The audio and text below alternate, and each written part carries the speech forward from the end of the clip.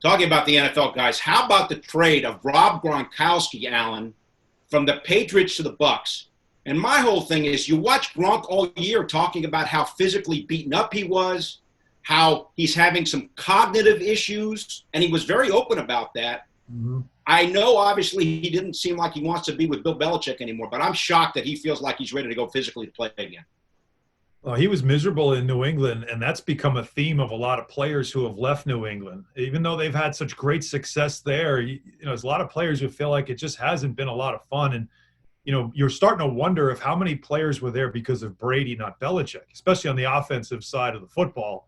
Gronk was certainly one of those guys. It was pretty clear. And as you referenced, I remember him making that address when he was in front of some type of a conference that he was at, and he started talking about why he walked away from football. And he got very emotional, which for him is, you don't really see him get that way. You tend to see him more upbeat. So it really hits home when you think about how he must have really felt beat up physically, but also mentally. And when the opportunity came to come back to the NFL in Florida, where he's at right now, and to play again with Tom Brady on a team that already has two very good tight ends, especially O.J. Howard. So I think for Gronk, this was a win-win. And for the Patriots, however, you lose another player that was part of your dynasty, that was a huge part of your success of late, and all you got for him was a fourth-round pick when you knew he wasn't coming back to you and he wasn't going to play for anybody else. Very bizarre turn of events, and it'll be very interesting to see if this super team they're starting to build down there in Tampa turns into a champion.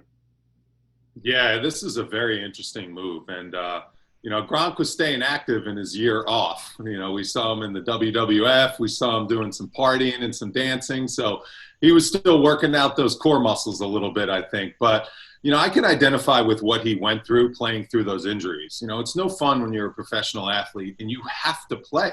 You're one of the star players on your team like Gronk was. He's fighting through injury after injury after injury, especially the back injury. I mean, that's one of the worst to deal with.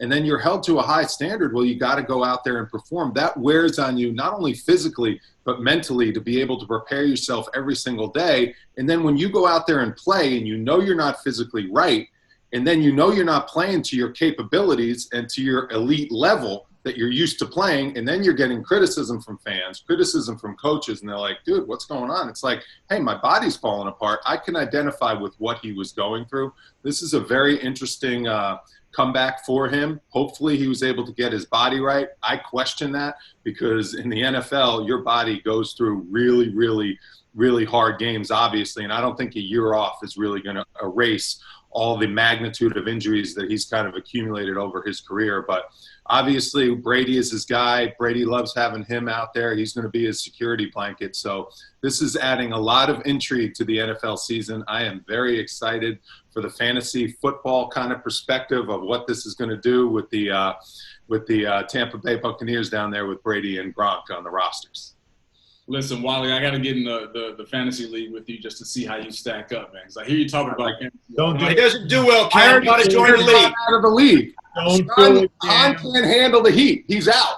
He got out of my league because he can't handle the heat.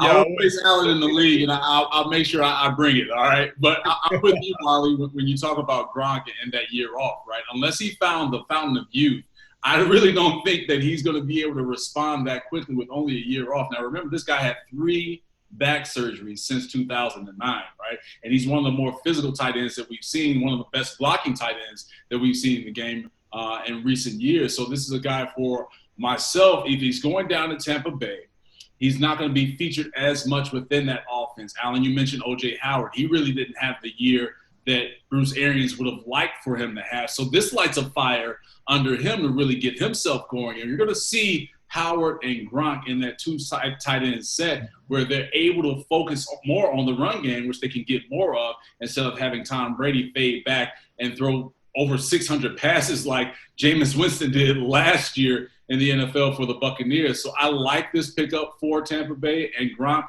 but I'm still concerned on how his body will be able to hold up. Will he play all 16 games? I highly doubt that. I think maybe some more around the 10 to 12 area, just trying to save and rest them. So when the Buccaneers do make the playoffs, because I feel that they will, then they can be able to unleash them a little bit more. But it's a great pickup for Tampa Bay and Bruce Arians. I know he's sitting back in his office right now designing up new packages and plays with Tom Brady, O.J. Howard, and Rob Gronkowski.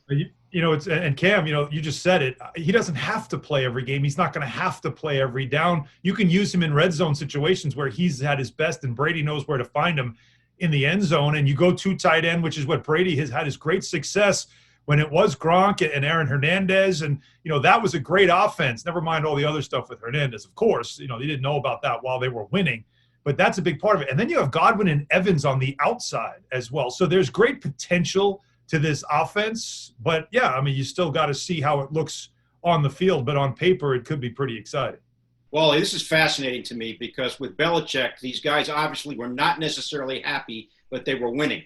Now you have Brady and Gronk going to Tampa. Maybe it's going to be looser and more fun, but they may not win. You're the former pro. Is it okay to be miserable and win, or would you rather be happy and maybe not win as much? Well, he's already got how many rings? It's just like Scottie Pippen we saw in the documentary. Scottie Pippen already had 5 rings, so there was a time where you can kind of be like, okay, I've done enough winning. Now I can move on to being happy and getting paid. So I think that might have been a little bit of the situation. Listen, you want to play for a winner. You want to play for a coach like Bill Belichick who's going to put you in position to be successful as a pro and as a team. That's what ultimately it's all about in professional sports. It's team success, and that's what Bill Belichick does.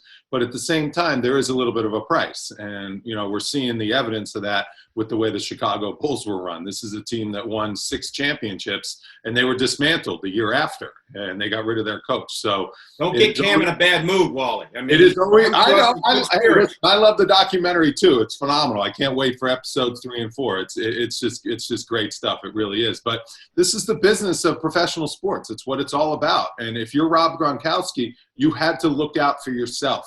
His body was obviously just being beaten to a pulp up there in New England. He was having a lot of team success, but he felt like it wasn't the right place for him to, continue on. He took this year off, and we've seen a lot of storybook comeback, type things happen. And let's see if Rob Gronkowski can come out of retirement and make it happen again. Yeah, I think the great thing about this too for Gronk, when you think about financially, that Tampa Bay will pick up that $10 million that he had left on his final year of his contract with New England. So Alan, you mentioned this about the past New England days with Brady and Hernandez and Gronk and how they ran that 2 tight end system. But you look at it more recently, and the San Francisco 49ers had that same success running that system. So it just makes it even more difficult for defenses to try and scheme and try and slow down what Tampa Bay is going to bring. It's really pick your poison. Okay, you're going to try and focus in on O.J. Howard and Gronk. Okay, that's cool. Well, we'll give it out to Chris Godwin, who's just phenomenal in open in space and getting himself separation from defenders. So this is something that a lot of people are raising their eyebrows at, because Tampa Bay is legitimately a real team now, because Gronk still has something obviously left in the tank for Tampa Bay to make this move.